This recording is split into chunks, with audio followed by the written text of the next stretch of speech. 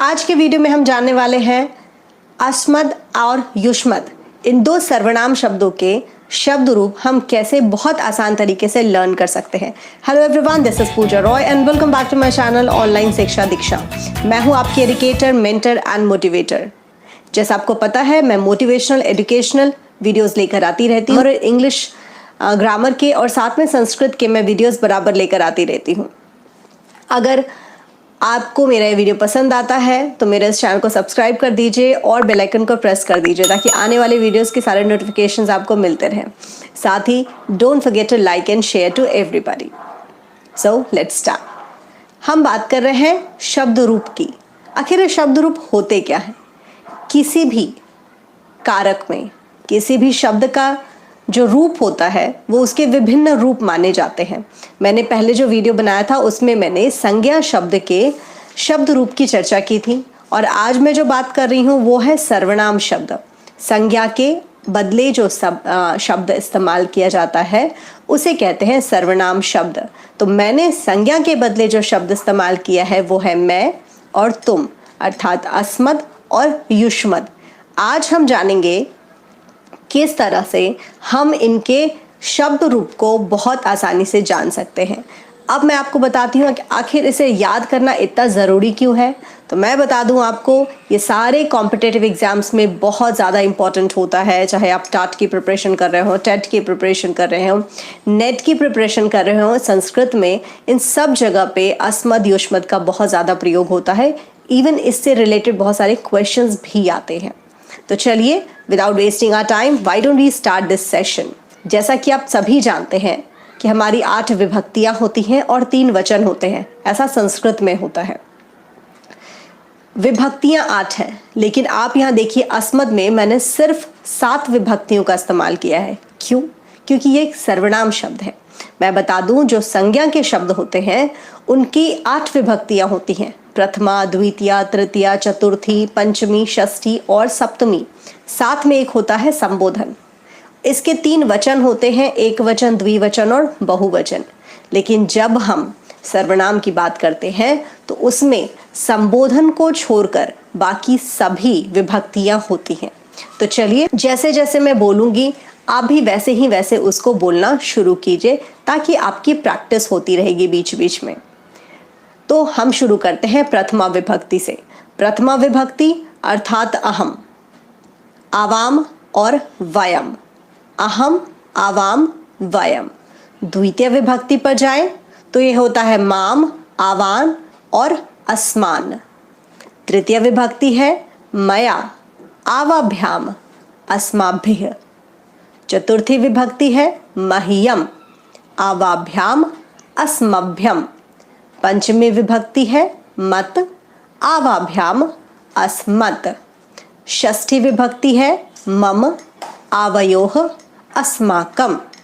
और सप्तमी विभक्ति है जो कि अंतिम विभक्ति है मयि, आवयोः, अस्मासु।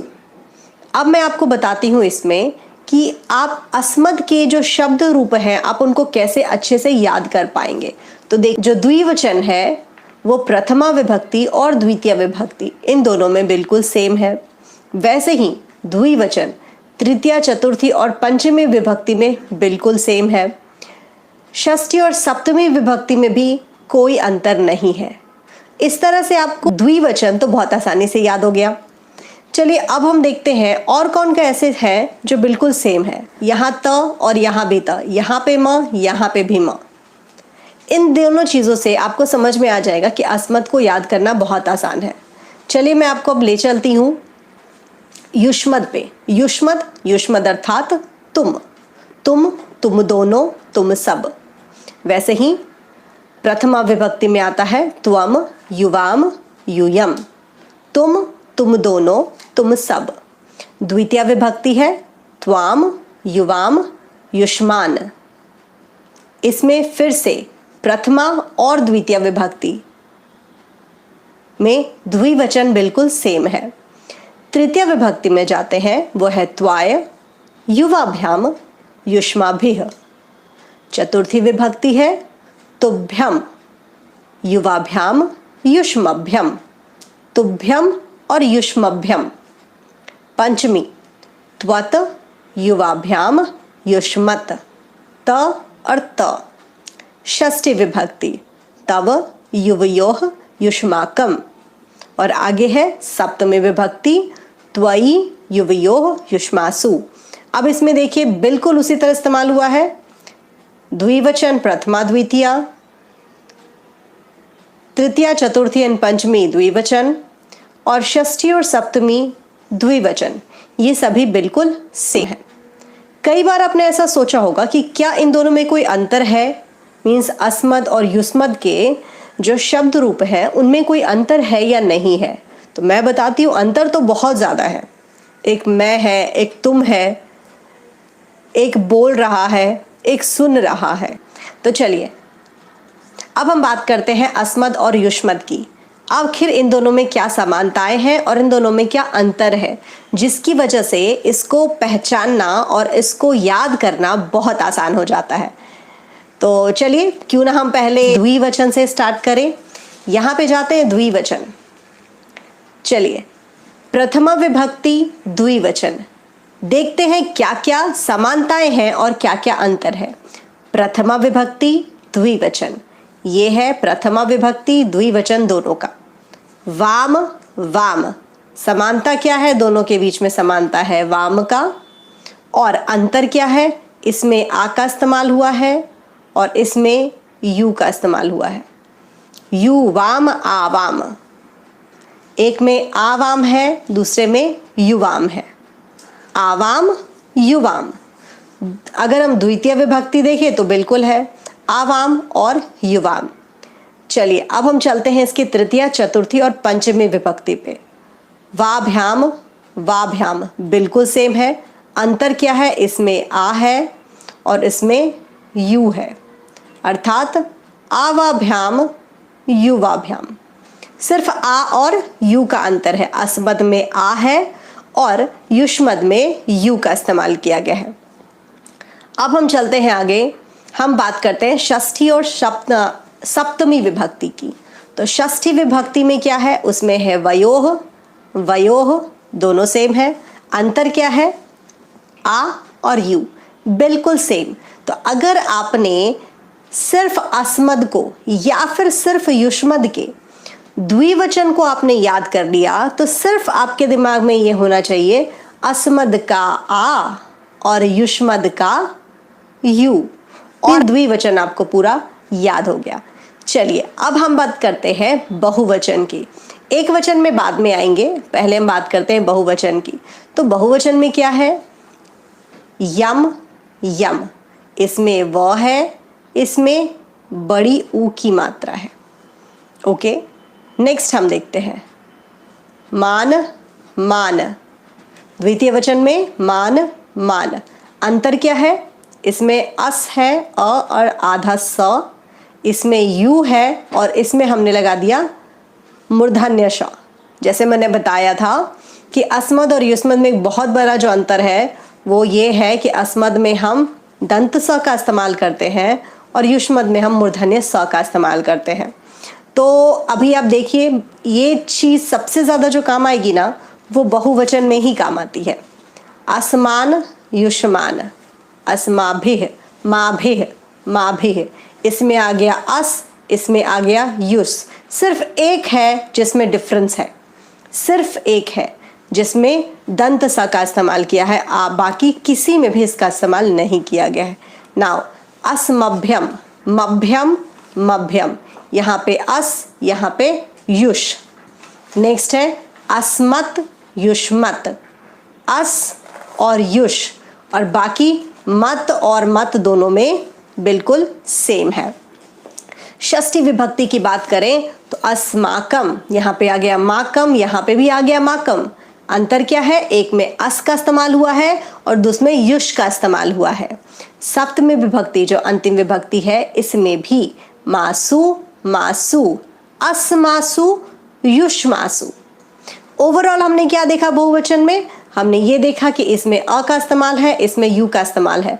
अ का इस्तेमाल है तो अ और आधा दंत स का इस्तेमाल किया है, यहाँ पे यू का इस्तेमाल किया है और मूर्धन्य श का इस्तेमाल किया है, और बाकी सारी चीजें बहुवचन में बिल्कुल बिल्कुल बिल्कुल सेम है कि नहीं? इंटरेस्टिंग, कितना आसान तरीका है जिसकी वजह से आप इसको लर्न कर सकते हैं। तो चलिए, अब जो लास्ट है हमारे पास वो है एक वचन। भाई ऐसा आपने किसी को देखा है कि पहले हम द्विवचन की बात करेंगे, बहुवचन की बात करेंगे, फिर हम एक वचन पे आएंगे? ऐसा तो होता नहीं है, लेकिन हाँ मैं ऐसा करती हूँ। क्यों? उसका रीजन है, क्यों ना पहले बच्चों को आसान सी चीजें बता दें और बाद में बताएं कि भाई जो थोड़ा सा आपको डिफिकल्ट लग रहा है वो भी बिल्कुल आसान है ना? तो चलिए हम अब शुरू करते हैं एक वचन, अस्मद और युष्मद के एक वचन की बात करते हैं। तो चलिए देखते हैं। एक वचन में जो कॉमन है, या कॉमन बिल्कुल नहीं है एक्चुअली, वो है अहम और त्वम। यहाँ पे देखिए, जो पूरा एक वचन है और जो पूरा एक वचन यहाँ है, इसमें एक चीज कॉमन है, या ऐसी चीज है जो आप एक बार देख लो तो समझ में आओगे कि किसकी वजह से ये अंतर आ रहा है।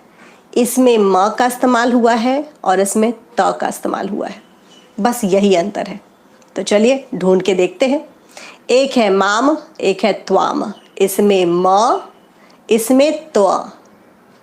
चलिए तृतीय विभक्ति पे जाते हैं, मया त्वया, तो म और यहाँ पे फिर से त्व। विभक्ति में हमने क्या देखा? द्वितीय विभक्ति में एक वचन है माम और यह है त्वाम, म और त्व का अंतर है। तृतीय विभक्ति में मया और त्वया मीन्स म और त्व का अंतर है। यहाँ पे ये बिल्कुल डिफरेंट है, मह्यम और तुभ्यम बिल्कुल डिफरेंट है। तो कुछ चीजें होती है ना ऑड वन आउट, तो ये बिल्कुल वैसा है, ऑड वन आउट कर दिया गया है। चतुर्थी विभक्ति एक वचन, दोनों में से किसी में भी जरा सी भी समानता नहीं है। लेकिन जैसे आप षष्ठी विभक्ति में जाते हैं तो वापस देखिए, मत त्वत, त म एंड त्व, मत और त्वत, सिर्फ एक में म है और दूसरे में त्व है। षष्ठी में जाइए, ये भी ऑड वन आउट है, मम और तव, मम और तव ऑड वन आउट है। और लास्ट वाला जो आता है मई और त्वई, इसमें भी बिल्कुल वही समानता है, म और त्व। तो हमने क्या देखा? हमने ये देखा एक वचन में म है, इसके एक वचन में त है या फिर त्व है, इसके द्विवचन में आ है, इसके द्विवचन में यू है, और बहुवचन में अस है, इसके बहुवचन में युष है। और इन तीनों चीज़ों को बेसिकली ध्यान रखने के बाद हमें ये पता चलता है कि अगर मुझे अस्मद याद है तो मुझे युष्मद बहुत अच्छे से याद है, अगर मुझे युष्मद याद है तो मुझे अस्मद बहुत अच्छे से याद है। तो क्यों ना हम सब मिलके एक प्रैक्टिस कर ले कि इसको कैसे हम याद कर सकते हैं। तो चलिए शुरू करते हैं।